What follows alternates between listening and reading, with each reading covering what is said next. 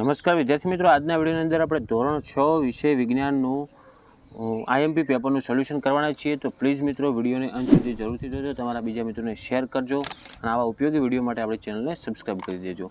છેક સુધી વિડીયો જોજો, કારણ કે જે પ્રશ્નો છે આ બધા જ પ્રશ્નો મોસ્ટ આઈએમપી છે. આપણે સોલ્યુશન પણ એનું કરવાના છીએ. પહેલો પ્રશ્ન મિત્રો તમને આપેલો છે કે નીચે આપેલી આકૃતિ એ અને બી પૈકી શામાં બલ્બ પ્રકાશિત થશે? તો જુઓ, એમાં મિત્રો આપેલું છે ગ્રેફાઇટ અને બીમાં જોડેલું છે ઊન.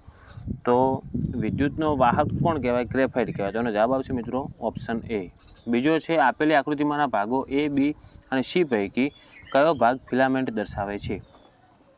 તો મિત્રો જુઓ, આ એક બલ્બનું આકૃતિ આપેલ છે અને બલ્બમાંથી તમે જોઈએ તો સીમાં જે આપેલ છે એ આકૃતિ ફિલામેન્ટની આકૃતિ થશે. બીજો પ્રશ્ન છે વિદ્યુત અવાહક પદાર્થના ગુણધર્મને ઓળખી બતાવો. તો એમાં જવાબ આવશે ઓપ્શન એ, પોતાની અંદર વિદ્યુત પ્રવાહને પસાર થવા દેતો નથી. આ બધા જ પ્રશ્નો મોસ્ટ આઈએમપી છે.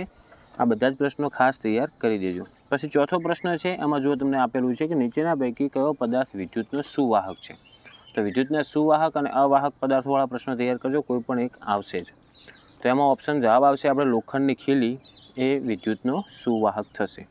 આગળ પાંચમો પ્રશ્ન આપેલું છે મિત્રો કે આપેલી આકૃતિમાં ભાગોમાંથી એ, બી અને સી પૈકી ભાગ બી શું દર્શાવે છે? તો ભાગ બી જે આપેલો છે ને બી, એ દર્શાવે છે વિદ્યુત કળ, જે સ્વિચ કહેવાય ને એ. પછી પ્રશ્ન 2 છે, જેમાં આપણે વર્ગીકરણ કરવાનું છે કે ચુંબકીય પદાર્થો કયા અને બિનચુંબકીય પદાર્થો કયા. તો યાદ રાખજો મિત્રો, આ પ્રશ્ન આઈએમપી કહેવાય. તમારા આ રીતના અંદર કદાચ વસ્તુના નામ બદલી શકે છે, પણ આ રીતનો એક પ્રશ્ન તો આવશે જ. તો એમાં જુઓ, પહેલું આપણને આપેલ છે કાગળ. તો કાગળ એ ચુંબકને આકર્ષે નહીં, એટલે એ શેમાં આવશે? બિનચુંબકીય પદાર્થોમાં. ચાવી ચુંબકને આકર્ષે તો એ ચુંબકીય પદાર્થમાં. કાપડ બિનચુંબકીય પદાર્થમાં આવશે. નિકલનું પાત્ર ચુંબકીય પદાર્થમાં આવશે. કાચની બંગડી તો એ બિનચુંબકીય પદાર્થમાં. કોબાલ્ટનું પાત્ર તો એ આવશે મિત્રો ચુંબકીય પદાર્થમાં. પથ્થર આવશે એટલે કે બિનચુંબકીય પદાર્થમાં અને લોખંડનો ગોળો આવશે ચુંબકીય પદાર્થમાં. ઓકે, આ રીતનું આપણે એનું સાચું વર્ગીકરણ કરવાનું રહેશે. આગળ ત્રીજો પ્રશ્ન છે, જેમાં વિસ્તૃતમાં જવાબ આપવાનો, તમારે સ્ક્રીનશોટ લઈ લેવાનો. આ પ્રશ્ન પહેલાં તૈયાર કરવાનો. જેમાં પહેલો પ્રશ્ન આપેલ છે, જુઓ કે વનસ્પતિઓ કલમ દ્વારા પ્રજનન કરે છે. શું તમે આ રીતે તમારી જાતે છોડને ઉગાડવાનું પસંદ કરશો? તમે આના માટે કઈ પ્રવૃત્તિ કરશો? તો આ પ્રશ્ન તમે તૈયાર કરી નાખજો. પછી બીજો પ્રશ્ન એવો છે કે ચુંબકના ધ્રુવો નક્કી કરવા તમે કઈ પ્રવૃત્તિ કરશો? ત્રીજો પ્રશ્ન છે, દહન માટે હવા જરૂરી છે, તે નક્કી કરવા માટે તમે કઈ પ્રવૃત્તિ કરશો? અને ચોથો પ્રશ્ન છે, જમીનમાં હવા હોય છે તે સમજાવવા તમે કઈ પ્રવૃત્તિ કરશો? તો આ ચારે ચાર પ્રવૃત્તિઓ મોસ્ટ આઈએમપી કહેવાય. પહેલાં તમે તૈયાર કરી નાખજો. પછી ચોથો પ્રશ્ન આપેલો છે, વૈજ્ઞાનિક કારણ આપો. પહેલો પ્રશ્ન એવો છે કે માછલી પાણીમાં જીવન ટકાવી શકે છે, એનું કારણ શું? તો એનો જવાબ આવશે મિત્રો, કારણ કે તેનું શરીર તારારેખીય હોય છે, આના લીધે તે પાણીમાં જીવન ટકાવી શકે છે. બીજો પ્રશ્ન છે, પર્વતીય વિસ્તારની વનસ્પતિઓનો આકાર શંકુ આકાર હોય છે, તો એનું શું વૈજ્ઞાનિક કારણ થશે? તેનો જવાબ આવશે મિત્રો, કારણ કે પર્વતીય વિસ્તારોમાં હિમવર્ષા થતી હોવાથી તેમનો આકાર શંકુ આકારનો હોય છે. કારણ કે હિમવર્ષાના લીધે તેમના જે વનસ્પતિઓના જે પર્ણ હોય છે તે નીચે તરફ ઢળેલા હોય છે, આના લીધે એનો આકાર શંકુ આકારનો થાય છે. પછી પાંચમો પ્રશ્ન છે, જેમાં તમારે ખરું કે ખોટું જણાવવાનું છે. પહેલો પ્રશ્ન છે, લંબાઈનો એસઆઈ એકમ મીટર છે, તો આ વિધાન ખરું થશે. બીજો છે, લાલ રંગના ગુલાબનો પડછાયો કાળો જોઈએ. તો યાદ રાખવાનું, દરેક રંગનો હોય, કોઈ બી રંગ હોય, પણ એનો પડછાયો હંમેશા કેવા રંગનો હોય? કાળા રંગનો જોઈએ. તો આ પણ વિધાન ખરું થશે. ત્રીજો પ્રશ્ન, વિદ્યુત કોષમાં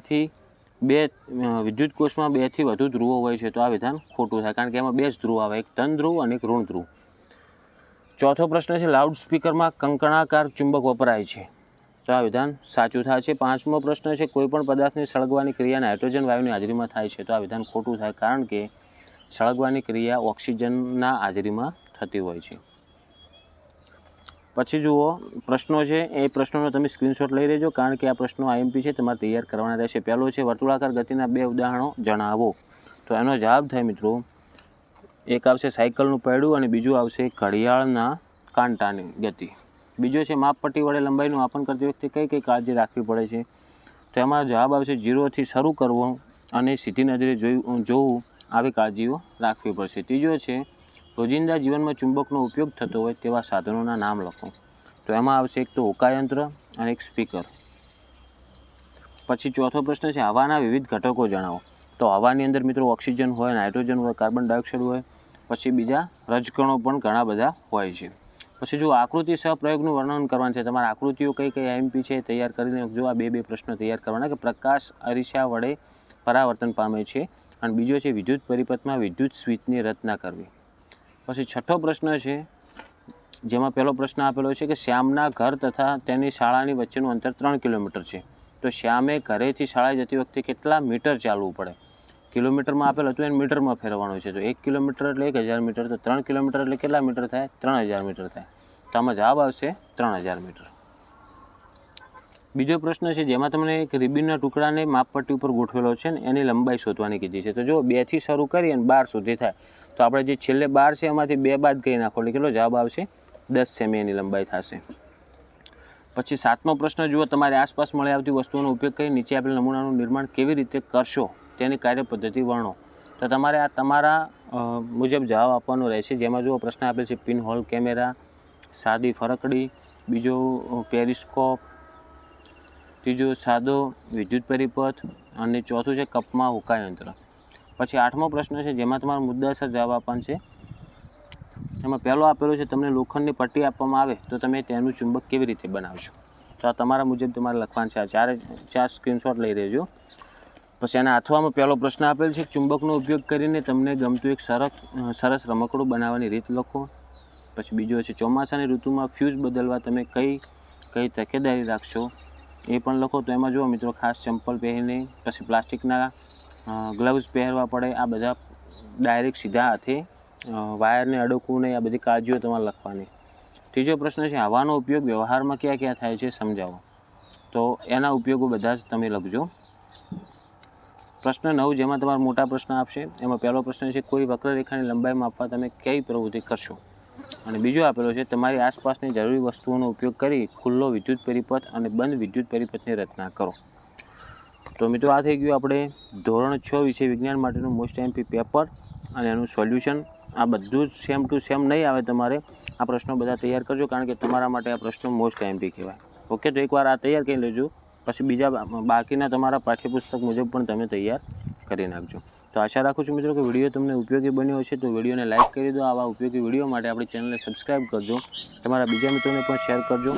હવે મળીશું મિત્રો આપણે નેક્સ્ટ વિડીયોમાં. Thank you so much for watching my videos. Thank you so much.